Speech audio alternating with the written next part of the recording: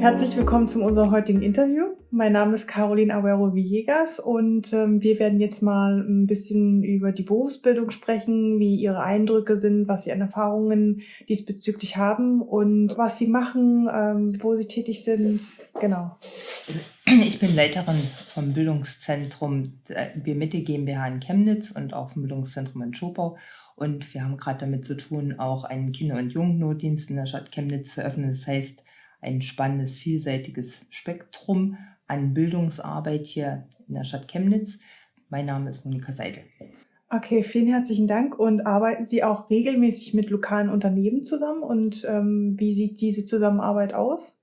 Ja, es ist ganz wichtig für uns als Bildungszentrum, mit den Unternehmen der Region vernetzt zu sein. Das schließt Chemnitz ein, aber eben auch alle angrenzenden Regionen, insbesondere logischerweise den Erzgebirgskreis, weil ja das Bildungszentrum Schopau mit zu uns gehört.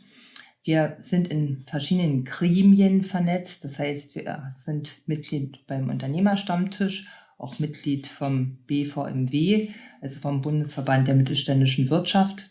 Dort nehmen wir regelmäßig an Netzwerktreffen teil, so dass wir die Chance haben, direkt mit den Unternehmern ins Gespräch zu gehen und dort für unsere Auszubildenden, die in der Regel schwächer sind oder größere soziale Probleme haben, eben in betriebliche Ausbildung zu integrieren, beziehungsweise auch für Teilnehmende, die noch in der Berufsvorbereitung sind, Möglichkeiten zu finden, in einem Betrieb eine Ausbildungschance zu erhalten. Klingt sehr spannend und interessant. Und was sind Ihrer Meinung nach die Hauptvorteile einer Zusammenarbeit von Berufsbildungseinrichtungen und von Unternehmen bei der Bereitstellung von berufsbezogenen Lernmöglichkeiten für Arbeitnehmer?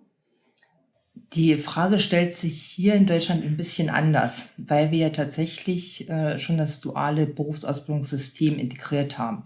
Das bedeutet, dass Schulabgänger direkt bei einem Betrieb einen Ausbildungsplatz erhalten und 3 Tage in der Woche also in ihrem Betrieb tätig sind und danach an 2 Tagen in der Woche die Berufsschule besuchen, sozusagen schon direkt auf die Anforderungen im Betrieb vorbereitet werden.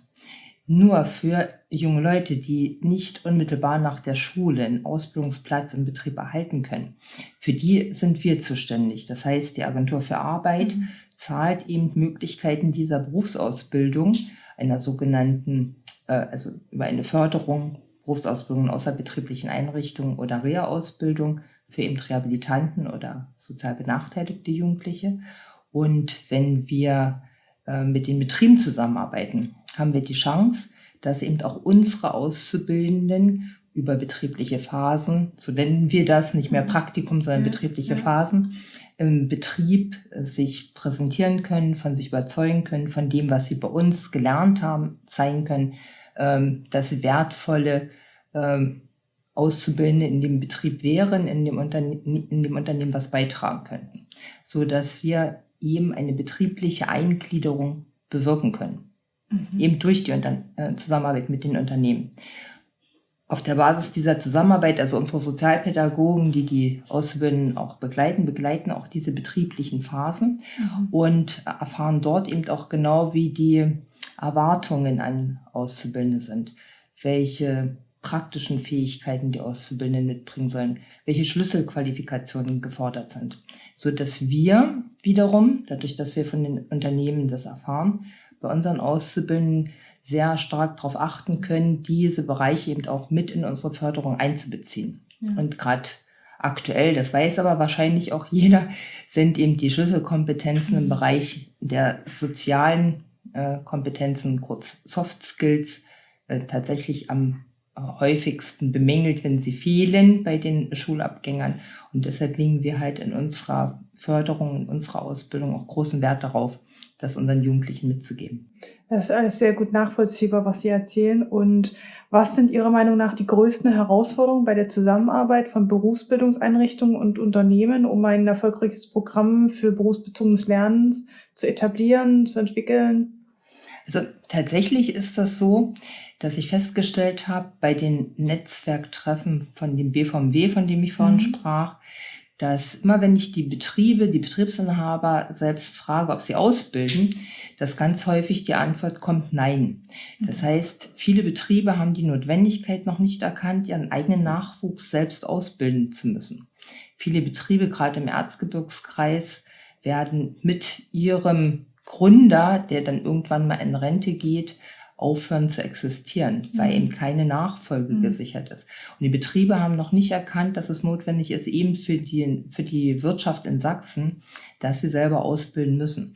Und hier Kooperationen zu schließen, also sprich, wir bieten auch an, die Ausbildung für den Betrieb mit zu unternehmen oder mit zu unterstützen, wenn die Jugendlichen halt besondere Förderbedarfe haben. Da zu überzeugen, dass diese Notwendigkeit besteht, das ist erstmal die größte Herausforderung. Und dann gibt es ja schon gut funktionierende Kooperationen, zum Beispiel in der Sprachförderung, gerade wenn wir Jugendliche mit Migrationshintergrund bei uns ausbilden und weiter fördern, wenn sie dann im Betrieb übernommen werden. Solche Beispiele gibt es schon, dass wir dann weiter unterstützen, damit die Auszubildenden auch erfolgreich dann ihre Ausbildung im Betrieb fortsetzen können. Okay, danke schön. Und wie können Ihrer Erfahrung nach Berufsbildungsanbieter und Unternehmen besser zusammenarbeiten, um eine hochqualifiziertere Programmentwicklung für Kurse für berufsbegleitendes Lernen anzubieten, zu entwickeln? Also die Zusammenarbeit ist schon gut. Es müsste noch klarere Strukturen geben, in welchen Bereichen die Zusammenarbeit erforderlich wird. Das eine wäre jetzt zum Beispiel dieser Bereich der Sprachförderung. Das nächste könnte eben der Bereich in modernen Technologien sein. Und da wäre eben die Frage, wie können wir diese Bedarfe erstmal analysieren, benennen und dann dafür eben nochmal Partnerschaften schließen, die unter einem Dachverband stehen. Also sprich, wenn wir jetzt über diesen Berufsverband der mittelständischen Wirtschaft sprechen, wäre eben günstig, wenn dort verschiedene Ressorts sich mit diesen Inhalten nochmal konkreter auseinandersetzen und da die Bildungsträger und die Betriebe zusammenführen, eben nach dem schon vorher analysierten Bedarf. Also dass es nicht so breit gefächert ist, sondern dass man hier schon genauer hinschaut, wer benötigt was. Und dann könnten wir unsere Angebote darauf abstimmen. Alles sehr gut nachvollziehbar, sehr gut verständlich, auch was Sie erzählt haben. Und vielen Dank erstmal von meinerseits für das Interview. Und dann wünsche ich Ihnen auf jeden Fall noch einen wunderschönen Tag. Das wünsche ich Ihnen auch. Ja, dann bis bald. Ja, danke.